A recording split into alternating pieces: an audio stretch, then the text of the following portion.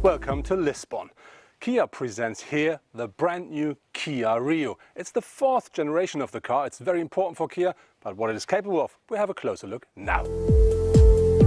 From the front, the new Rio looks a lot wider than its predecessor, and that's not only because he is 5mm grown.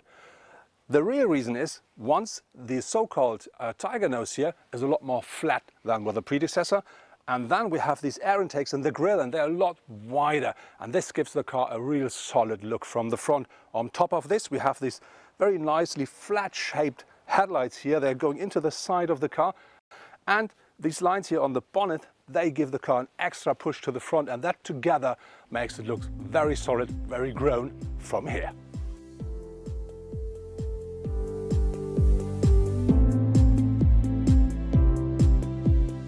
Here you can see how far these headlights going into the side of the car, but more important is you can see this line on the hood a lot better and how much this gives the car a push. If you're looking at the whole shape of the car, you see that the front has grown a lot, while the rear of the car is a lot steeper and shorter, and that makes it more compact, more dynamic. What I think is very important for the whole look of the car are these very straight lines we do see here, and they really make the design look a lot fresher than with the predecessor. At the rear you see that the shoulder line continues into the taillights. They do offer a very nice light signature if you order them as LED taillights. This is possible from the trim level Spirit onwards. If you order Platinum, they come as standard. On top of this we do have this tiny spoiler up here, we have this black lights and loads of horizontal lines at the rear, and this together gives the car a really fresh and very sporty look.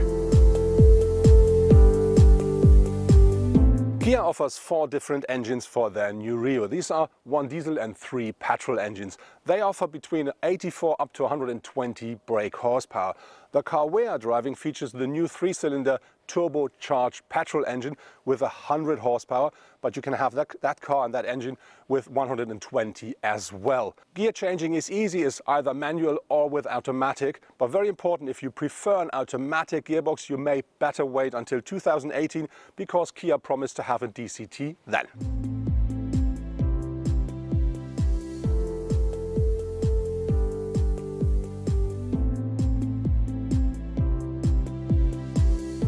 The interior of the car looks fresh and modern and more spacious than it should be because of the numbers.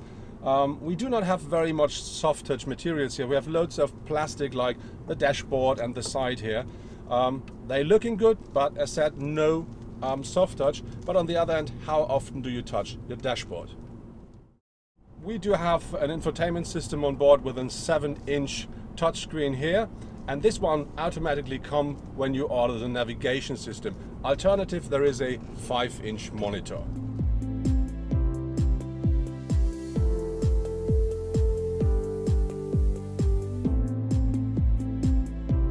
The new Rio offers 37 liters more boot space than its predecessors with the rear seats up. That's actually 325 liters today. If you fold down the rear seats, that increases up to 980 liters. The whole interior is quite spacious, and even me as a tall person with nearly 2 meters height, I sit very nice in the car. What I really like is I can pull the steering wheel quite near towards me, and that really makes it a lot more comfortable and safe for me while driving. Another point is we do have more light inside the car, and one reason for that is the C-pillar has been reduced by nearly 9 centimeters.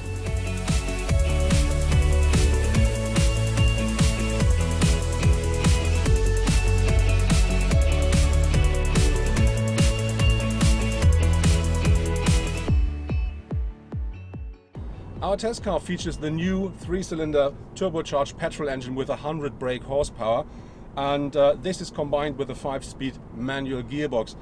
The car does not really offer a lot of power in low revs.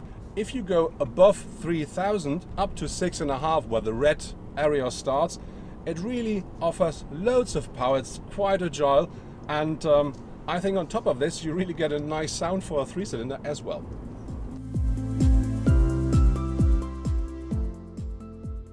The new Rio not only offers more space than its predecessor, I think it looks a lot more stylish and a lot more grown up as well.